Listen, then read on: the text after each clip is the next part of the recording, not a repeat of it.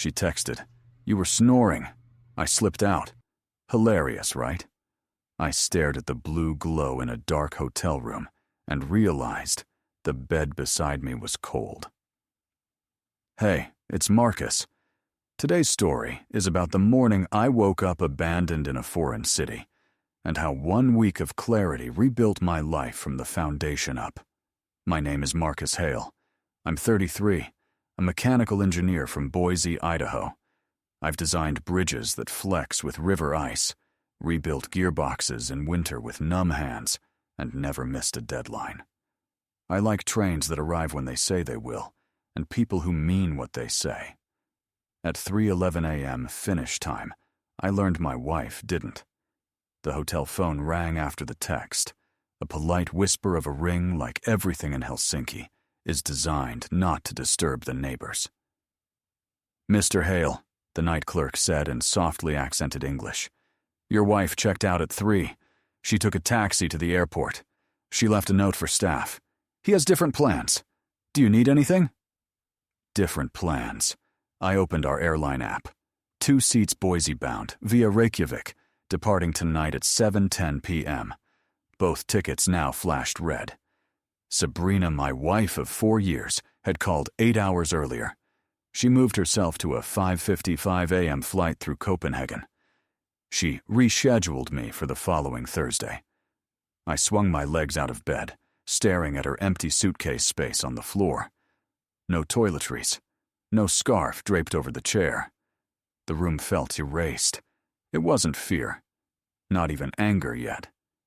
It was a widening quiet, like the air inside a bridge truss just after the last rivet pops. Sabrina had always called it spontaneity.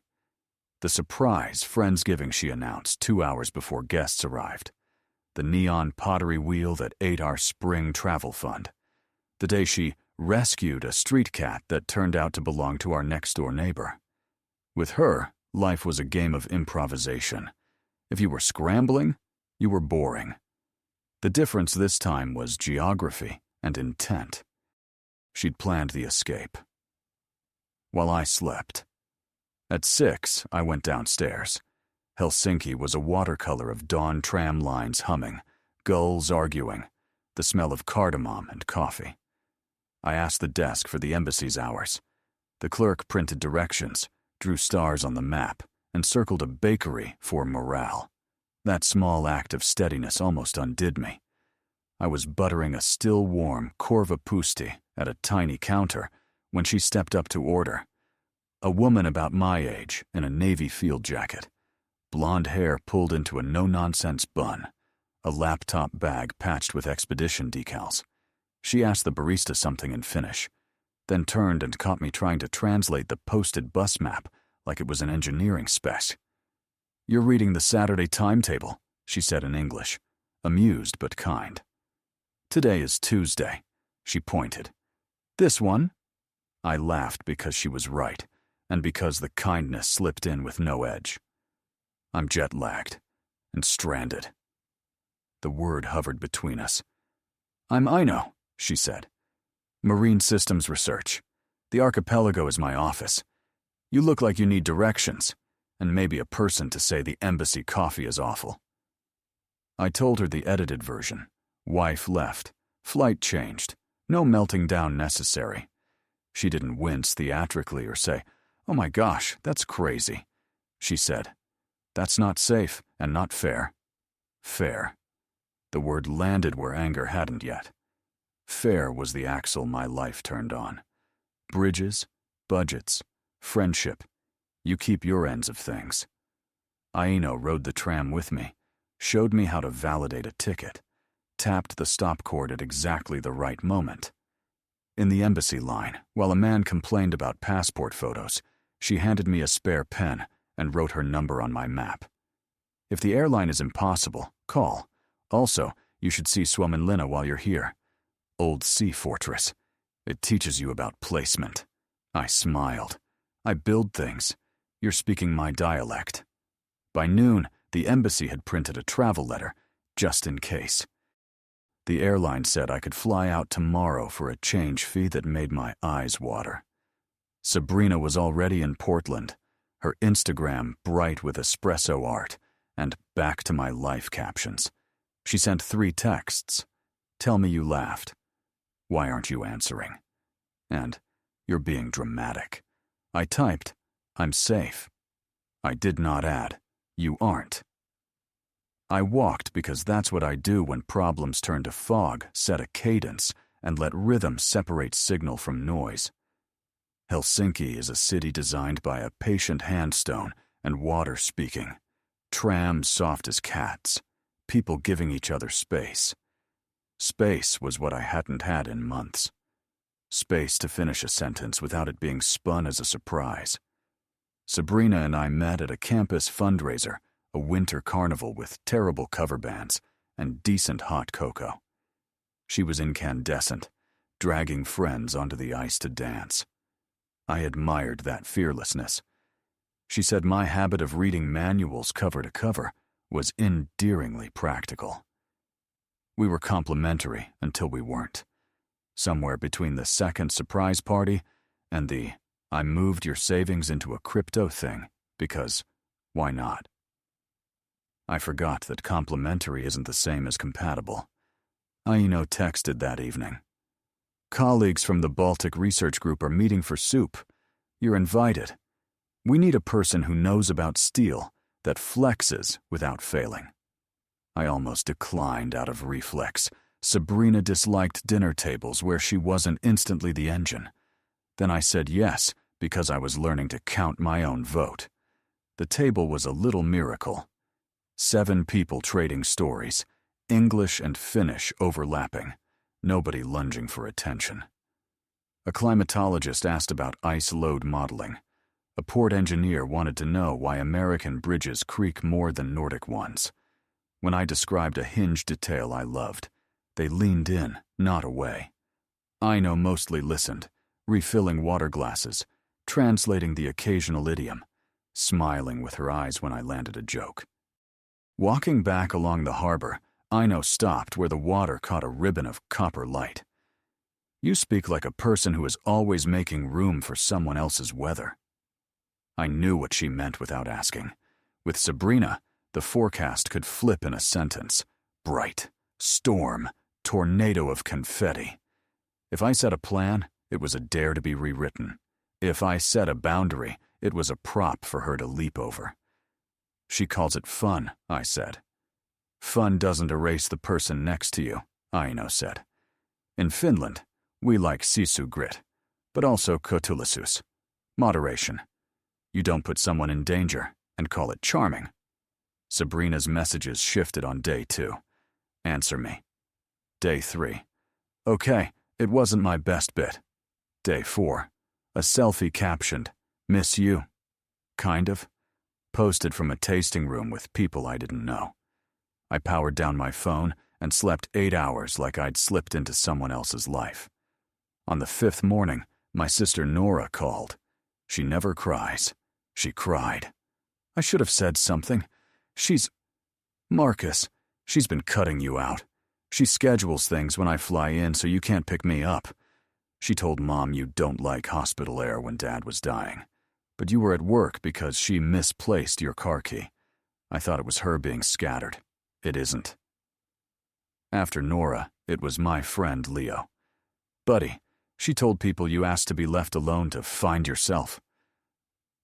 Do you want me to list how many times I picked you up when she changed your rides last minute? This stuff is pattern, not whim. I sat by the railway station and wrote a list like an engineer scoping damage after a storm. Cancelled plans, converted funds, jokes that cost days, apologies extracted from me to patch her plot twists. Underneath, I wrote in block letters.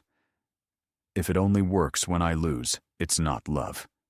Aino had suggested Suomenlinna, so I took the ferry. The fortress doesn't bully the channel, it watches it. Batteries tuck into bedrock. Lines of fire intersect without arrogance.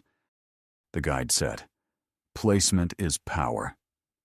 I looked at the stone and thought of my life. Where had I placed myself? Where did I keep setting my heart, my money, my time? inside someone else's spectacle.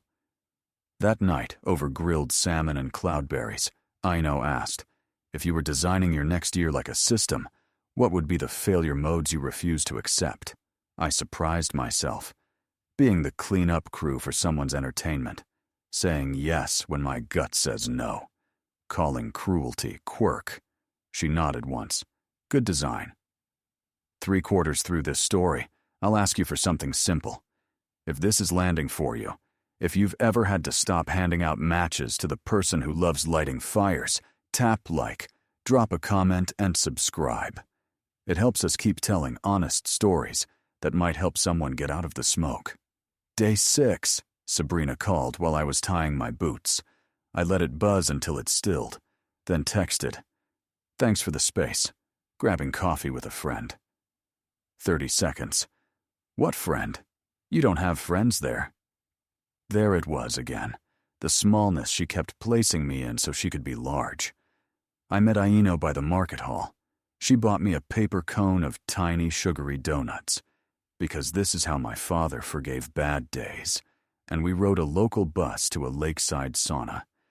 Heat, cold plunge, heat, my thoughts smoothed. In the cool room, she said, "Sometimes the kindest thing we do for ourselves is believe what people show us the first time." What did Sabrina show me? That she likes the sound of the alarm more than the build. On the 7th morning, I texted Sabrina 4 words. I needed this week. The phone rang before the dots stopped pulsing. "You're scaring me with this silent treatment," she said. "It's unlike you." "I'm not silent," I said. "I'm thinking with both hands free." "You can't actually be mad," she said brightly, slipping on the old mask. "You're fine. See, adventure. You love trains." "Trains keep schedules," I said. "They don't unhook the last car for laughs." What is that supposed to mean? It means changing my flight and leaving a note with a stranger isn't wit. It's abandonment. "You're being dramatic." "I'm being accurate." She went very quiet, then very fast. "You met someone." "I met people who don't make my life expensive for sport." "So, what?" "You're staying." "For a little while," I said. "And when I come home, it'll be to pack." There was the crack a little, high, mean. "You'll never find anyone who puts up with you. You need me, Marcus. Who else will make you interesting?" The line clicked when I hung up. In the silence after, I heard gulls, a tram, a child laughing. Ordinary sounds that felt like oxygen. In the weeks that followed, I didn't decide everything all at once. I decided breakfast, then a ferry, then a call to a lawyer who explained, with the gentleness of someone who's done this before. That abandonment documented by hotel logs and airline records is not a story. It's evidence. I emailed what he asked for and went for a walk. Consequences started to ripple outward, as they do when the main show ends and the lights come up. Friends who'd smiled through Sabrina's stunts stopped inviting her to be the twist in their evenings. Her project manager, an architect with a steady reputation, benched her after a client wrote that surprise redesigns were not charming. Her brother told me he'd started bringing spare keys to holidays because she loses things when it's fun. Her mother left a voicemail for Nora. "We taught her to be brilliant. We forgot to teach her to be kind." I flew home briefly to move out. The house was staged like a personality-quirky rugs, a neon sign that said, "Feel something," a kitchen drawer full of receipts for urgent fun. I packed the tools I'd paid for, my father's tape measure, the books with notes in the margins. I left the pottery wheel and the idea that love is a roller coaster you're brave for riding. Love, I'd learned, is a well-built bridge. No one applauds the bolts, but you cross it safely every day. Back in Finland, a research vessel needed a consulting engineer for a summer run through the Gulf of Bothnia ice. Sensors, steel that sings when you listen. Aino introduced me to the lead. They wanted someone who could crawl under a deck in 40-degree spray and troubleshoot without drama. They wanted, apparently, me. On board at 1 a.m., with the sun pretending it was late afternoon, I stood by the rail as ice floes slipped past like torn pages. Aino came up in a beanie, cheeks pink, a clipboard under her arm. "I told you the archipelago is an office," she said. "You undersold it," I said. "We'll go to Japan one day," she added, like it had always been part of the plan. "I want to see how your flexible buildings hold their breath." I smiled into the cold. "They don't hold it. They learn to move." When the divorce finalized, the paperwork was 2 screens long and decisive. No contest. No alimony. No more show. Nora texted a photo of our mother at Sunday dinner, laughing in a way I hadn't seen in years, not bracing for the next reveal. Leo sent a message that just said, "Breathe." I did. If there's a moral, it's small and sharp. Some people will keep setting fires to see if you'll sprint. You can spend a decade proving you're fast, or you can stop handing out matches. I chose the latter. It turns out the quiet after you do is not emptiness. It's room. I used to think I needed a partner who would force me into adventure. Turns out I needed a partner who trusted me to build it. Sometimes the punchline of a cruel joke is the door you needed to walk through.